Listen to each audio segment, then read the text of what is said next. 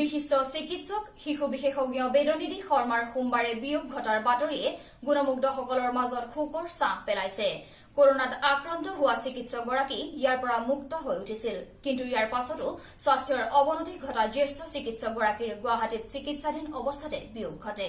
বিশ্বনাথ চাৰিআলি অসামৰিক চিকিৎসালয়ৰ প্ৰধান অধীক্ষক শিশু বিশেষজ্ঞ চিকিৎসক বেদনিধি শৰ্মাৰ গুৱাহাটীত চিকিৎসাধীন অৱস্থাত সোমবাৰে নিশা 8:23 মৃত্যু ঘটে।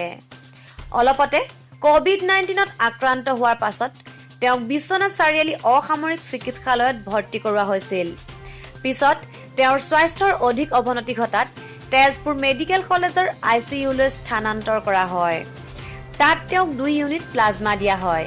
ইয়াৰ পাছত তেওঁ কোভিড মুক্ত হৈ উঠে যদিও গুৱাহাটীৰ হেল্থ চিটি হস্পিটেলৰ ICUত পোষ্ট কোভিড সেপচিছত ভুগি চিকিৎসাধীন হৈ আছিল। তদুপৰি তেওঁ মধুমেহ আৰু উচ্চ ৰক্তচাপত আক্ৰান্ত আছিল। বিশিষ্ট চিকিৎসকগৰাকী সুস্থ হৈ উঠাৰ বাবে চিকিৎসা তথা গুণমুগ্ধৰ প্ৰাৰ্থনা সত্ত্বেও সোমবাৰে নিশা নিয়তিৰ ওচৰত হাৰ মানি চিকিৎসক শৰ্মাই মৃত্যুক আঁকোৱালি লয়।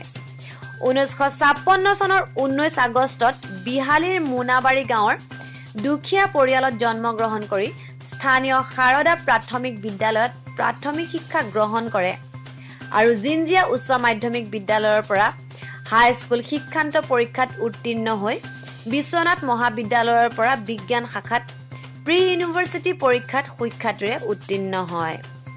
পিছত অসম চিকিৎসা মহাবিদ্যালয়ৰ পৰা MBBS আৰু DCH ডিগ্ৰী লাভ কৰি বিশ্বনাথ মহকুমা চিকিৎসালয়ত চিকিৎসক হিচাপে কৰ্মজীৱন আৰম্ভ কৰে।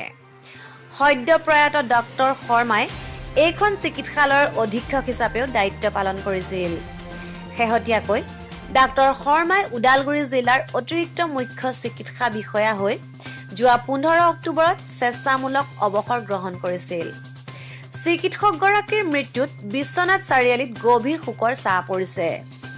মঙলবাৰে পুৱা প্ৰায় 4:30 ডাক্তৰ শৰ্মাৰ নিথৰ দেহ বিশ্বনাথ চাৰিআলিৰ কোচগাঁও নিজা বাসভৱনলৈ অনা হয়। ইয়াত বহু সংখ্যক গুণমুগ্ধ উপস্থিত হৈ প্ৰয়াত চিকিৎসকগৰাকীলৈ শ্ৰদ্ধা জনায়। তেওঁৰ মৃত্যুৰ সময়ত পত্নী, পুত্ৰ আৰু কন্যাক এৰি গৈছে। বিশ্বনাথৰ পৰা বেদদীপ উপাধ্যায়, আজিৰ খবৰ।